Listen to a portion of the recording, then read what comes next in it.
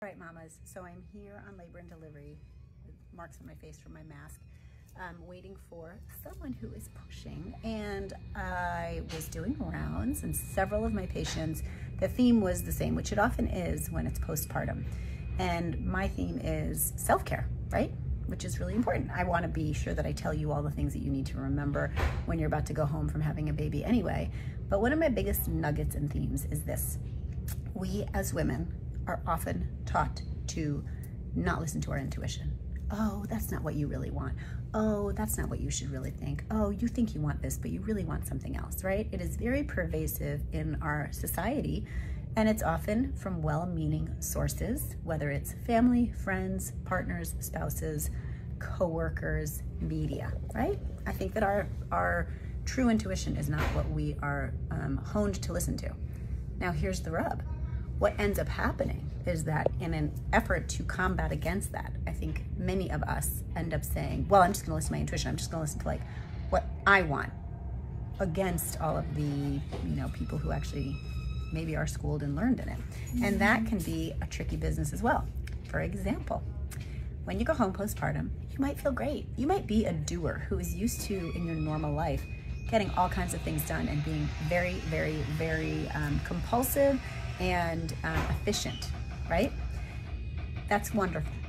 But here's what I offer you. When you have 1 baby, 2 babies, 4 babies, however many babies you have, and you're home postpartum, your inclination, if you feel okay, because many of you might feel horrible and you have to be resting, that's actually very common too. I felt that way with my first, but with my second and third, I actually felt pretty good. So my inclination with my second was to say, I know they're all telling me to rest because I had just had a C-section, but I feel good. And I had even told my patients, you should rest because you need to nurture yourself. But in my mind, arrogant doctor, I was like, but I'm different. I can get away with things. And so postpartum, even though I'd had a C-section and I had an extra kid at home, I was starting to do, because my intuition was telling me that I felt fine and I could like clean up and do baby announcements and do all the things and be really efficient with my time, because maternity leave for a working mom is like, you got to get everything done you don't normally get done. And guess what?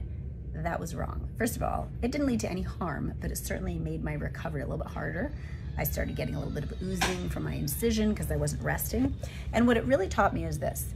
What I fooled myself into thinking was that it was my intuition. My intuition, which I'm supposed to be listening to, I've taught myself to listen to my intuition, is telling me that I can be more active than other people. But actually, that was not my intuition.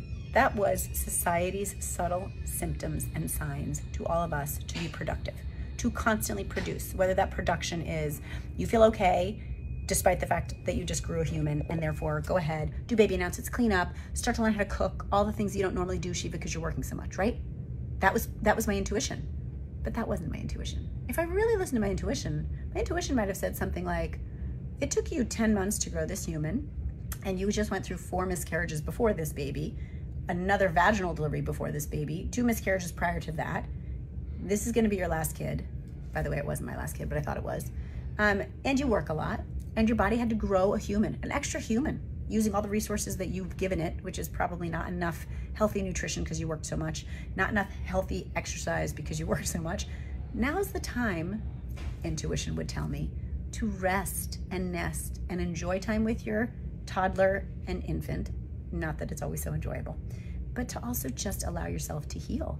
And so by my third, I smartened up. I was almost 41, and I just sat in front of that TV with that little baby girl and let my boys sit next to me. I would do a little bit of cooking, but really nothing aggressive. And it was such a more enjoyable time, which doesn't mean it was sunshine and roses. There were times where I hated all of it because it was still exhausting.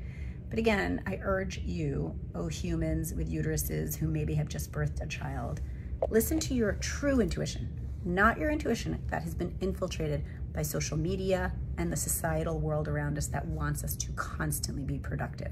That is not our intuition. Our intuition would tell us to allow other people to help us, nurture yourself, take care of that baby only, and don't be the only person to take care of that baby.